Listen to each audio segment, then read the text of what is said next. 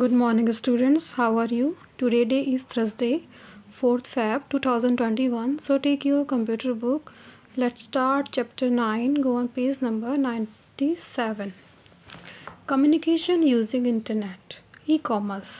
Electronic commerce, commonly known as e-commerce or e-com, refer to the buying and selling of products or service over electronic system such as the internet and other computer network.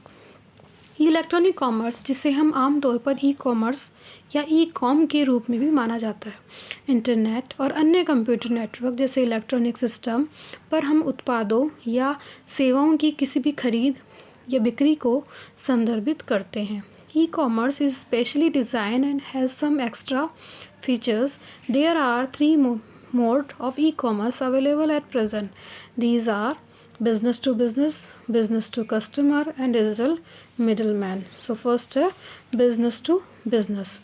Business to business describe commerce transaction between business, such as between a manufacturer and a wholesaler, or between a wholesaler and a retailer. Business और to business में business के लेन then का वर्णन करता है, जैसे कि निर्माता और थोक व्यापारी के बीच या थोक व्यापारी या रिटेलर के बीच. बिजनेस टू कस्टमर होता है online shopping is the process where customer directly buy goods और service from a seller in real time without an intermediary service over the internet. It is a form of electronic commerce.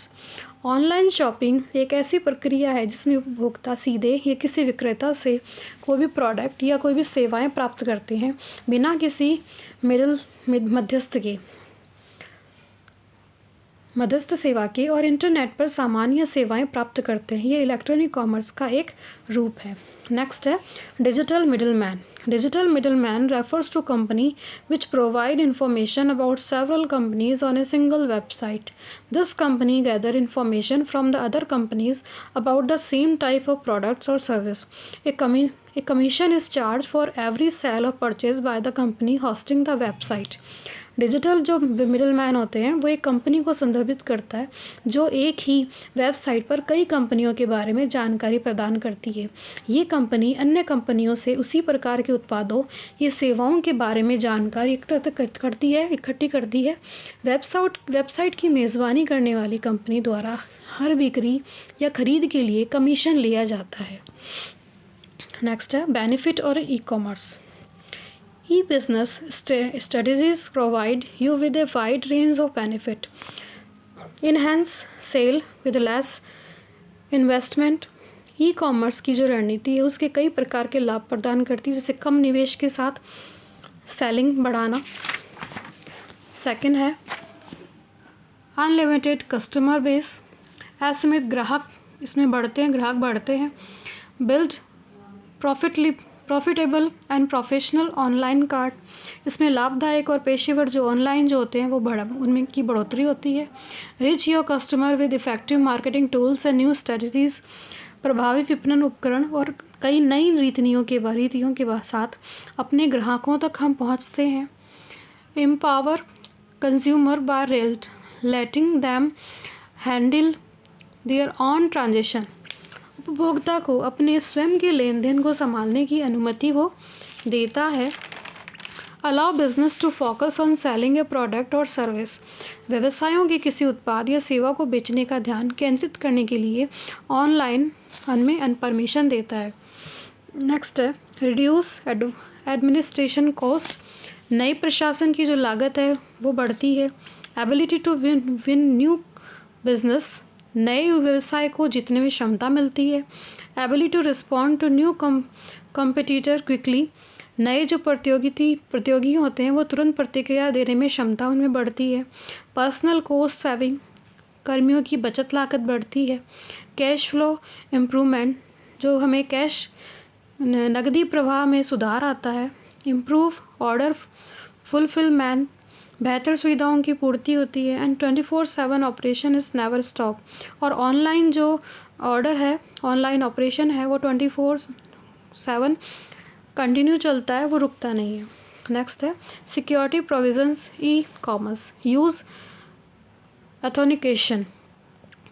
There are several techniques that identify and verify someone seeking access to an e-commerce system. These include, ऐसी कई तकनीकें हैं जो किसी e-commerce प्रणाली तक पहुंच प्राप्त करने वाले किसी व्यक्ति की पहचान और सत्यापन कर सकती है, जिसमें शामिल है a user name and password combination where the password can vary in length and include number and character.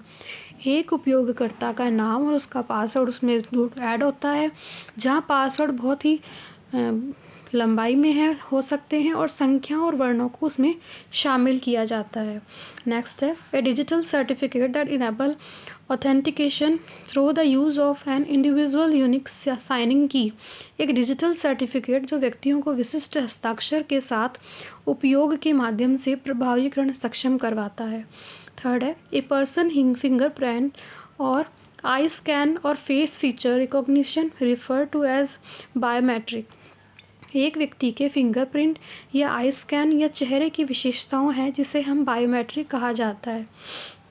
Next है access control. These restrict different classes of user and ensure that they can only access data and service for which they have been authorized, these including using।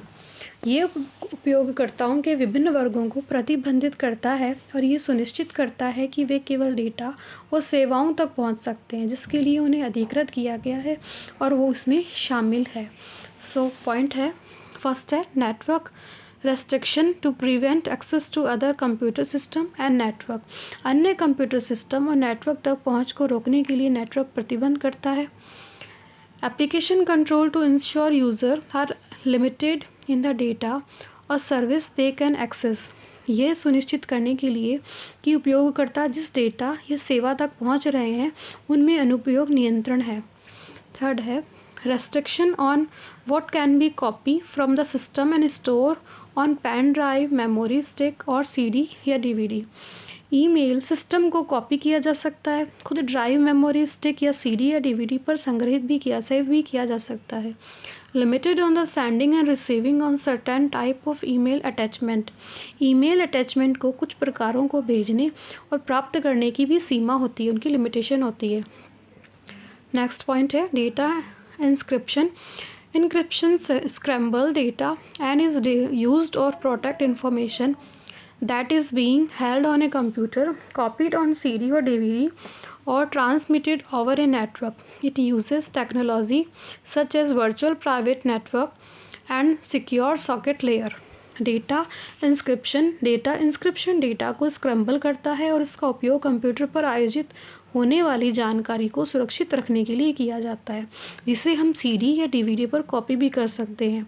ये network पर प्रसारित किया जाता है और ये virtual private network या secure socket layer जैसी तकनीकों का उपयोग करता है।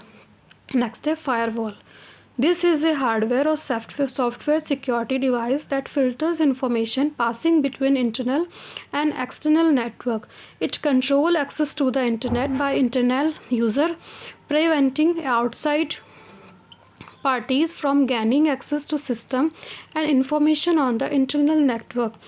फायरवॉल एक हार्डवेयर और सॉफ्टवेयर सुरक्षा उपकरण है जो आंतरिक और बाहरी इंटरनल और एक्सटर्नल नेटवर्क के बीच गुजरने वाली सूचनाओं को फिल्टर करता है। ये आंतरिक उपयोगकर्ताओं द्वारा इंटरनेट तक पहुंच को नियंत्रित करता है और बाहरी जो पार्टियां होती हैं उन्हें सिस्टम और आंतरिक नेटवर्क पर जानकारी तक पहुंचने से रोकता है। एक तरह से ये सिक्योरिटी सिस्टम है। नेक्स्ट है intrusion detection. These products monitor system and network activity to spot any attempt being made to gain access.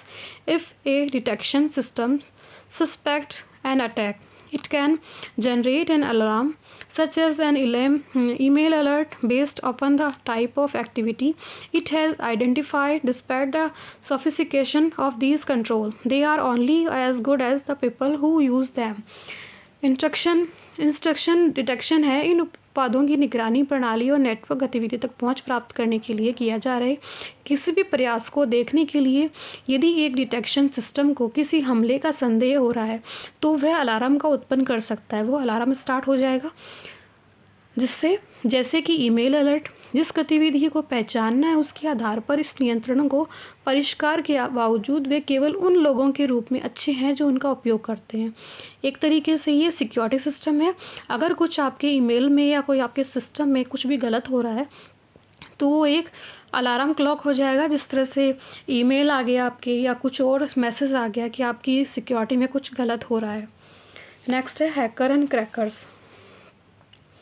Hacker is a term use for computer enthusiasts, that is a person who enjoy learning programming language and computer system can often be considered an expert of the on the subject. Hackers एक computer के लिए उपयोग किए जाने वाला एक शब्द है।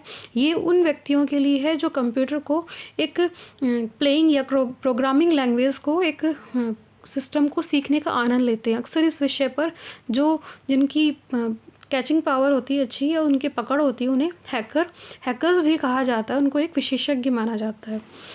नेक्स्ट है cracker is a term use to refer to an individual who gain unauthorized access a computer system for the purpose of stealing and corrupting data।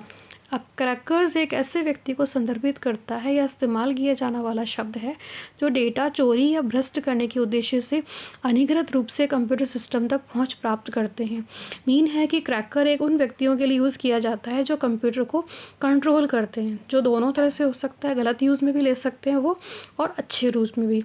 But cracker उन लोगों के लिए है जो हमारे कंप्यूटर के डेटा को चोरी करते हैं।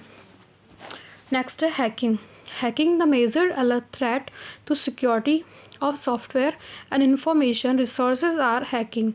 Hacking is a word used commonly for a person who break into stuff like computer.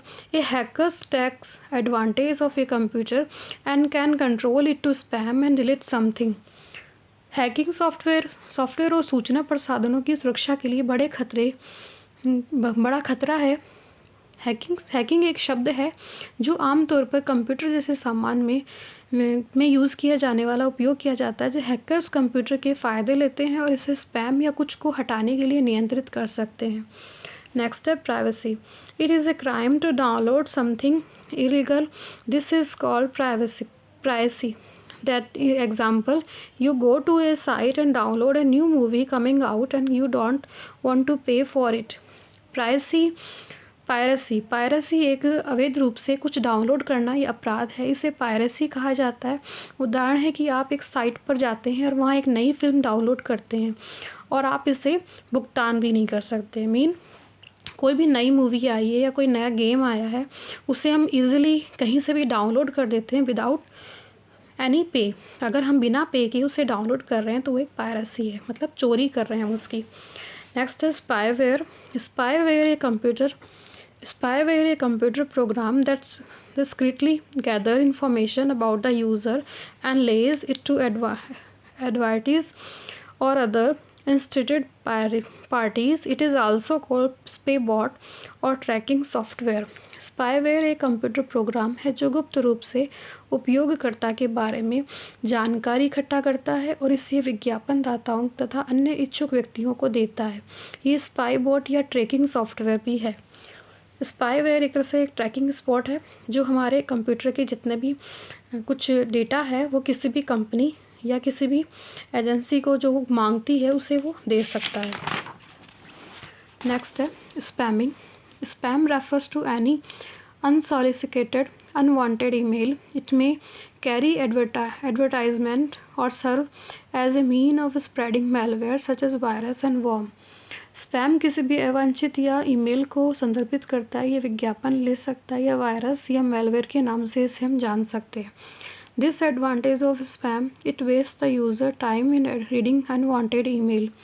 ये हमारा जब हम स्पैम की जो वीडियोस या स्पैम का जो मैसेज है अगर हम उसे पढ़ रहे हैं तो हमारा टाइम वेस्ट हो रहा है। इट वेस्ट नेटवर्क बेनिफिट, साथ ही हमारा नेटवर्क को भी को भी बैन कर रहा है। It may be use to spread malware, और इस तरह से हमारे कंप्यूटर में हम वायरस फैलाने के लिए भी उसे यूज़ कर रहे हैं। सो अवॉइडिंग स्पैम, इन स्पैम को किस तरह से हम अवॉइड कर सकते हैं। Some of the way of avoiding spam are given below. Do not give your email address to unknown person, कभी भी अपना ईमेल एड्रेस अननोन पर्सन को ना दे। Use spam filter of your email program to block unwanted email. Computer में email में हमें filter का यूज़ करना चाहिए, जिससे कि जो भी अनवांटेड ईमेल्स हैं वो अपने आप ही फ़िल्टर हो जाएंगे। Delete spam mail without reading them, और जो भी स्पैम आती हैं उन्हें बिना पढ़े हमें डिलीट कर देना चाहिए। So that's it for today. We will cover remaining topic in next video. Thank you, have a nice day.